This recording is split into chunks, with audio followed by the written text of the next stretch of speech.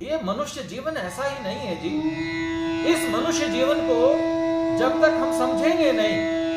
ये कहना आसान है कि 84 लाख योनियों में श्रेष्ठ है मनुष्य जाति, लेकिन इसमें गुंजाइश बहुत गुंजाइश है आगे बढ़ने की। मुझे एक बात याद आती, एक लक्कड़हारा लकड़ियां चुनने के लिए जाया करता, और वहां पर एक साधु आंख बंद करके साधना में बैठा करता। लक्कड़हारा शुरू में तो प्रणाम भी नहीं किया करता, लेकिन धीरे धीरे जब लक्कड़हारा उसी दिशा में जाया करता और ये सोच करके जाया करता कि चलो जंगल में कोई तो दिखाई देगा, जंगली जानवरों से कम कोई बचाने वाला तो होगा, उसी दिशा में जाया करता। लेकिन इस लक्कड़हारे ने एक दिन किसी व्यक्ति को अभिवादन करते हुए देख लिया। अभिवादन करते हुए देखा तो लक्कड़हारे के मन में भी विचार हुआ कि मैं भी अभिवादन कर लेता हूं, मैं भी इसको राम राम जी कह देता हूं, क्या फर्क पड़ता। लक्कड़हारे ने भी राम राम जी कहना शुरू किया। अब लक्कड़हारा जब भी उस दिशा में आया करता तो महात्मा जी को राम राम जी कह के निकला करता, और महात्मा जी भी उसकी राम राम से भली प्रकार परिचित हो गए। लेकिन एक दिन महात्मा जी सोचने लगे, अब ये समय बदल रहा है, ऋतु बदल रही है, मुझे इस दिशा से कहीं और चलना चाहिए। लेकिन जाने के पहले मैं इस जंगल के रहस्य इस लक्कड़हारे को बताना चाहता हूं, क्योंकि लक्कड़हारा भला आदमी, ईमानदार आदमी, नेक नियत का आदमी है, परिश्रम से अपने परिवार का पालन पोषण कर रहा है। इस पर इस लक्कड़हारे ने, इस साधु ने लक्कड़हारे से कहा, अरे ओ लक्कड़हारे, मैं इस स्थान से जाना चाहता हूं, मैं इस जंगल से कहीं और चले जाना चाहता हूं, लेकिन जाने के पहले मैं तुम्हें एक रहस्य बताना चाहता हूं। और वो रहस्य ये है कि जिन लकड़ियों को तुम काटते हो, जंगल की जिन टहनियों को तुम चुन करके ले जाते हो, ये बहुत सस्ती है। क्या तुम जानते हो कि इसी जंगल में यहीं हमारे इर्द गिर्द कुछ महंगी लकड़ियां भी होती हैं, और यदि तुम में से छोटी छोटी लकड़ियां भी चुनोगे, छोटी छोटी लकड़ियों को भी बेचोगे, तो बहुत अधिक धन से बिक जाएंगे, बहुत अधिक धन तुम्हें मिल जाएगा। लक्कड़हारा बेचारा हाथ जोड़कर कहने लगा, महाराज, मुझे तो सारी उम्र हो गई नहीं लकड़ियों को बीनते हुए, मैं तो जानता नहीं कौन सी लकड़ी है वो महंगी। इस पर महात्मा जी ने एक चंदन के पेड़ की ओर इशारा करते हुए कहा कि देखो, ये जो पेड़ है ये बहुत महंगा पेड़ है, और इसको पूरे को मत काटना, इसकी कोई लकड़ी कभी कभी काटना, और जलाने के लिए नहीं, इसको मार्केट में प्रॉपर जो लकड़ी का दुकानदार है, माला बनाने वाले जो लोग हैं, उनके पास जाकर के बेचना, तो इसका मूल्य तुम्हें अधिक मिल जाएगा। लक्कड़हारे ने यही किया। लेकिन लक्कड़हारा कुछ दिनों के बाद उस जंगल में आना कम कर बैठा कि अब रोजाना आने की जरूरत नहीं, 15 दिन 20 दिन के बाद आया करता। 15-20 दिन के बाद जब जंगल में आया करता तो महाराज जी को राम राम जी करना ना भूलता। उसके बाद फिर से साधु ने कहा देखो, मेरे पास एक उपाय और भी है, वो उपाय इससे अच्छा है, लेकिन अगर तुम सचमुच उन्नति करना चाहते हो, आगे बढ़ना चाहते हो, तो मैं तुम्हें वह उपाय भी बता सकता हूं।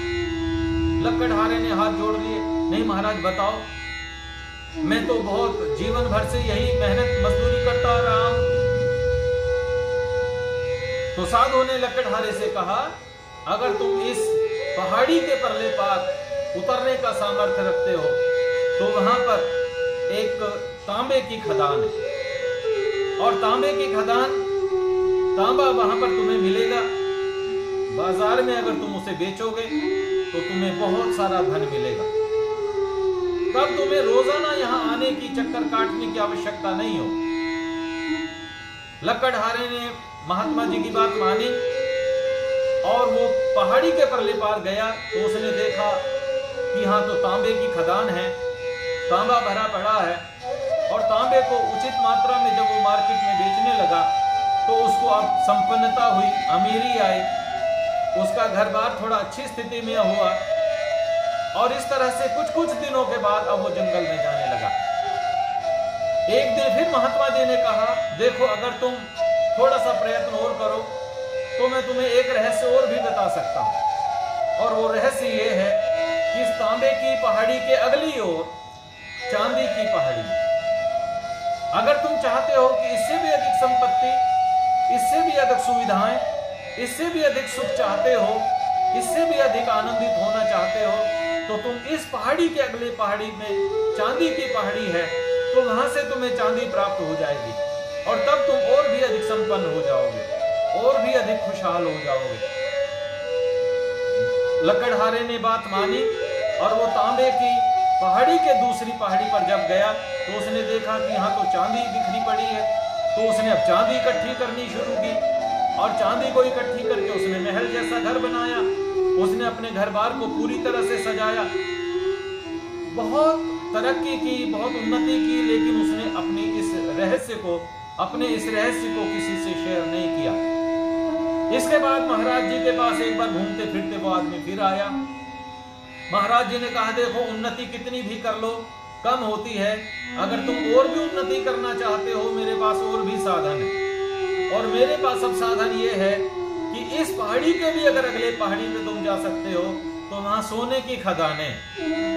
वहां तुम्हें सोना मिलेगा जो चांदी के मुकाबले हजारों गुना अधिक प्राइस का। लकड़हारे ने प्रयत्न किया, सुबह को जल्दी आया, इस पहाड़ी के परले से परले पार पहुंचा तो वहां सोने की खदान देखी, और सोने की खदान एक ही बारी में इतनी गट्ठर में वो ले आया कि अब उसने जंगल में आना छोड़ दिया। लकड़हारा रोजाना प्रतीक्षा करता कि ये लकड़हारा फिर से आए और इसको मैं फिर से कुछ रास्ता बताऊं, इससे भी अधिक आनंद का जो रास्ता है मैं उसे बताऊं, इससे भी अधिक सुख जहां मिल सकता है मैं उस ज्ञान को इसे बताऊं। लेकिन लकड़हारा वापस लौट करके नहीं आया। जब लकड़हारा वापस लौट करके नहीं आया तो महात्मा जी ने उसके घर जाने का मन बना लिया, और महात्मा जी ढूंढते हुए उसके घर पहुंचे। आलीशान मकान, उसकी चमकती हुई चमक को देखा तो उन्होंने अपनी बैल बजाई, तो वही जो लकड़हारा वही बाहर आया, और बाहर आते ही महाराज जी को देख करके उसके पैरों में गिर पड़ा। महाराज जी ने कहा, नहीं नहीं, पैरों में पड़ने की आवश्यकता नहीं, ना मैं तुमसे कोई दान दक्षिणा मांगने आया हूं, ना मैं तुमसे कोई भोजन मांगने आया हूं, मैं तो बस इसलिए आया हूं कि तुम बहुत दिनों से आए नहीं, क्योंकि मेरे पास अभी एक खदान की जानकारी और भी है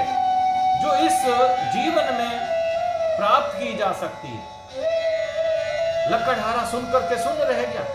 क्या इससे भी अधिक आनंद कहीं प्राप्त हो सकता है? अरे आपने मुझे सोने की खदान बता दी, मैंने इतना सारा सोना लिया कि मुझे सालों साल अब आराम करने के अलावा कोई काम ही नहीं करना पड़ता, मैं विश्राम करता हूँ, मेरे यहाँ जो लोग आते हैं वो भी खुश होकर के जाते हैं, दीन दुखी भी खुश होकर के जाते हैं, मुझे इससे अधिक आनंद की कहाँ आवश्यकता है? इस पर साधु ने कहा, इससे भी अधिक आनंद है। तो लकड़हारे ने कहा हाथ जोड़कर,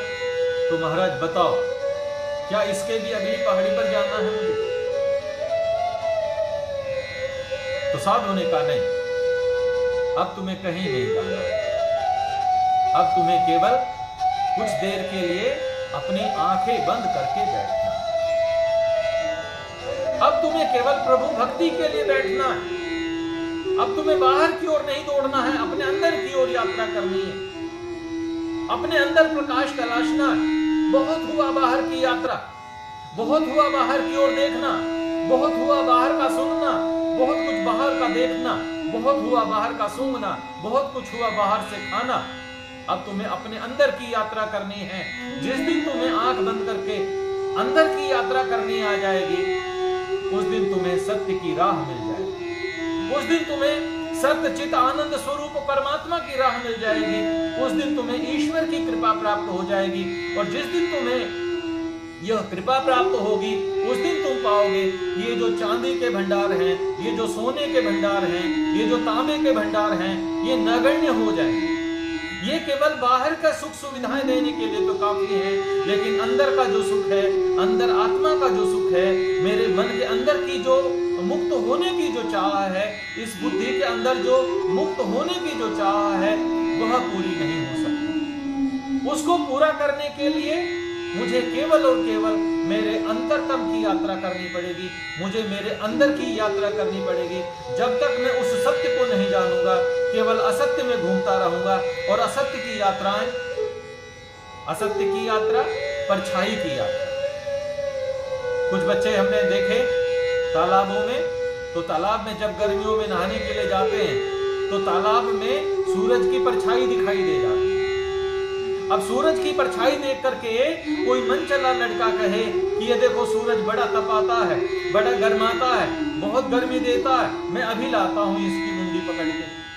अब तुम परछाई की मुंडी पकड़ने जा रहे हो, जन्मों जन्मों तक भी इस परछाई की मुंडी पकड़ोगे तो कुछ पा न सकोगे। अगर सच्चाई को पाना है, अगर सत्य को पाना है, तो निश्चित ही मुझे उस परम पिता परमात्मा की चरण शरण में आना पड़ेगा, उसको स्वीकार करना पड़ेगा। और जब तक मेरे गति ईश्वर के प्रति नहीं बढ़ती है, तब तक मैं कहीं ना कहीं असत्य में जी रहा हूं। शायद दर्शनकार ने इसी चीज को कहा होगा, ये जो जगत है ये मिथ्या है और ये जो ब्रह्म है ये सत्य है। तो इस तरह यदि मैं सत्य की यात्रा पर निकलता हूँ, धर्म की यात्रा पर निकलता हूँ, अगर मैं ईश्वर की यात्रा पर निकलता हूँ, अगर मैं उस आनंद की यात्रा पर निकलता हूँ जिसे मैं अखंड आनंद कहता हूँ, परम मुक्ति का धाम कहता हूँ, तो निश्चित ही मेरा इस प्रकार से इन कार्यक्रमों का आयोजन करना, इस प्रकार मैं अपने इस ज्ञान को आप लोगों के साथ शेयर करता हूँ, तो मैं समझूंगा कि ये मेरा बोलना सफल है।